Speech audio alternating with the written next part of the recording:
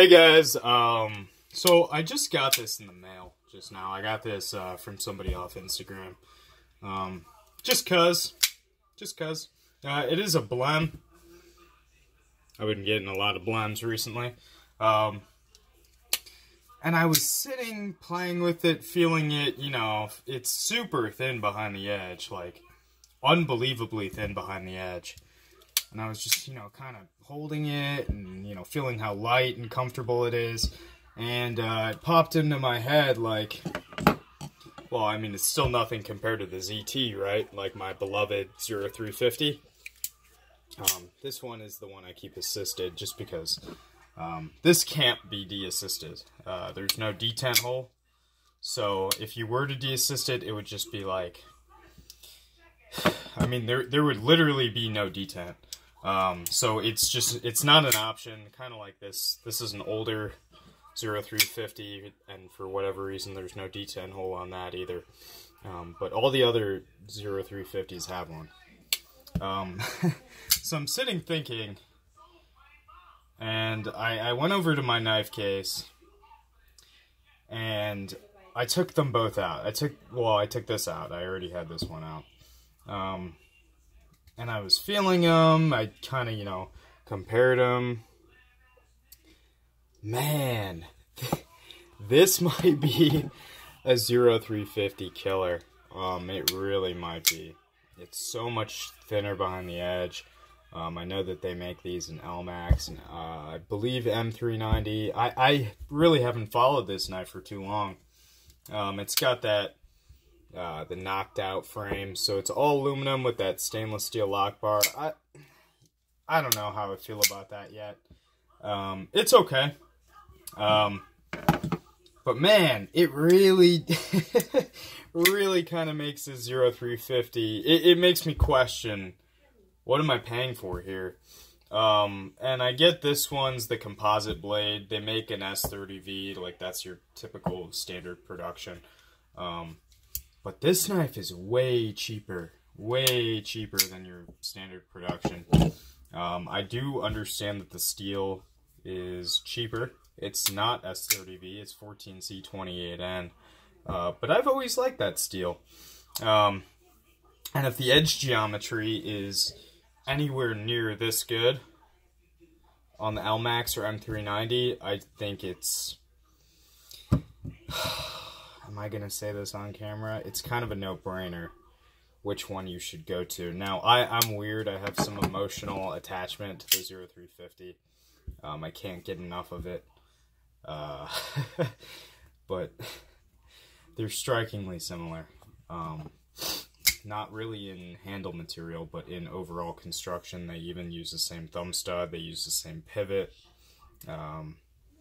They use that same kind of construction method where the screws are super long and they just kind of bolt in right there. Of course, these handles are metal, so they go straight into the aluminum. I don't care about that. I know Nick Shabazz gets all antsy about having,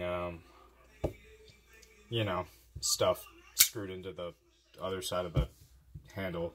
Jeez, I'm getting lost here.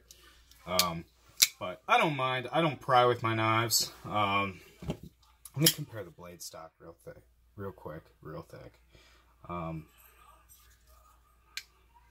Yeah, same blade stock. This is just getting worse and worse. It really, there's no reason, and I can't believe I'm fucking saying this. I seriously love this knife. The ZDP and LMAX will never leave my collection. On God, like, they will never leave my collection. For the average guy, if you don't love recurves, and I love recurves, they just accelerate that cut so well for me, then I don't really know why you wouldn't go with this. I don't know what I'm going to title this. I think I'm going to call it, like, Knockout ZT Killer, ? And really, I mean, it sucks, but it kind of is. And, you know, I was looking at this. This guy's kind of in the same realm of this. You know, LMAX, G10. This one's got a tie frame lock. But they're both real beefy, overbuilt folders that cut well. I was doing some cutting with this. It actually cuts incredibly well. It's got a convex grind on it, but that's not what the video is about. Pocket clip on this. I don't like deep carry. I'd probably go for this. If I could mount this like here, I'd take that. I don't like deep carry. For me, it's hard to get out of my pocket. And again, this video is not supposed to be about this knife, but does it get more deep carry than that? I mean, really. I've seen a SOG before where it literally goes below the pocket line. And that's just a little excessive for me. Man, I'm in kind of a tight spot here.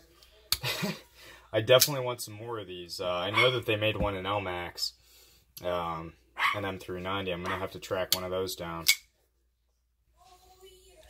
Remy, keep it down! Now my girlfriend's going to keep him quiet. Man, I am so glad I picked this up. This is incredible. This is one of those knives you think like, oh, it's a Kershaw. Like, how great could it be? Like, the only good Kershaw is the, you know, whatever. The Kershaw Tilt or the Kershaw Ruby or a lot of their old designs I like. People at my office now, they have like old Kershaws in their fucking drawers, which is pretty cool. It's like looking back into their old like catalogs almost, like the Kershaw Storm. What else? I can't remember what else, but there's all kinds of shit like the OD2 with that like super fast flipper mechanism. Yeah, so getting back to like my main point here, I'm really trying to find a compelling argument for why the ZT is better. For me, the ergonomics are a little bit better in terms of like, I like to grip the knife like this, and because I carry these so often, I kind of just do. Like my finger on this knife wants to be here, but it's not super comfortable. It's not bad per se, and that's one thing that this knife beats the ZT at as well. Man, I can't believe I'm saying all this stuff. This knife doesn't have any jimping, which is awesome. I mean, it's super comfortable. No jimping, no like blatant hot spots. This one's not as bad as like the 0560. It doesn't have jimping here, which is nice. If you're doing like a hammer grip or like a grip like this, you're not really going to notice. Even in this grip, I found like this jimping isn't bad. It's like, it'll definitely grab onto you, but it's not going to be, you know, ripping your skin off or anything. In terms of thickness, this guy's a little bit chunkier in the pocket. It feels like it's double the weight. Practically speaking, it's not much stronger than the Kershaw. Or, I mean, if it's stronger at all, it's not too much stronger. Maybe in terms of prying, it's going to be a little bit stronger. But, I mean, it's got that same pivot. And the pivot's kind of what, you know, holds the whole thing together. You know, when you're prying, all that force is going to the pivot, the lock bar, the blade. And, I mean, kind of spread out through the handle. I don't know how to feel about this. Somebody should have introduced me to this years ago. I don't know what the fuck happened. Damn. I still really like this knife. It's probably not ever gonna leave my rotation. Honestly, I've had this for almost a year, or at least the ZDP I've had for almost a year, and it's been in my pocket almost daily. So it's one of those things. I think the thumb studs are a little bit easier to use, and I know they're not thumb studs, they're blade stops, so save it. But yeah.